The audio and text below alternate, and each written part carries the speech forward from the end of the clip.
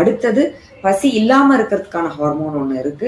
அதாவது சாப்பிட்டு முடிச்சதுக்கு அப்புறமும் சில பேருக்கு பசி இருந்துட்டே இருக்கும், சாட்டிஸ்ஃபை ஆகவே மாட்டோம், ஏதோ இன்னும் சாப்பிடணும் போல இருக்கும் இல்லையா.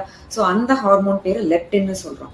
ஸோ அது மெயினா பாத்தீங்கன்னா நம்ம பிரெயினை வந்து சொல்லும், இப்ப பசி இல்லை, நீ சாப்பிட்டுட்ட, இதுக்கப்புறமும் ஏதாவது சாப்பிடணும்னு யோசிக்காதன்னு சொல்லக்கூடிய அந்த ஹார்மோன். ஸோ இந்த 3 ஹார்மோனும் கரெக்ட் லெவல்ல பேலன்ஸ்டா வச்சிருந்தா அடிக்கடி பசி எடுக்காது, சும்மா சாப்பிடணும் போல இருக்காது, பிளஸ் கரெக்டான தூக்கமும் வரும். ஸோ நம்ம சீக்கிரமா டின்னர் முடிச்சுட்டு கரெக்ட் டைமுக்கு தூங்குவோம். அதனால இந்த ஹார்மோன் நல்ல பேலன்ஸ்ல இருக்கும். மார்னிங் ஹங்கர் கிராஷஸ் இல்லாம இருக்கும், எழுந்தவனே பசி ஏதாவது உடனே சாப்பிடணும் அப்படிலாம் இருக்காது.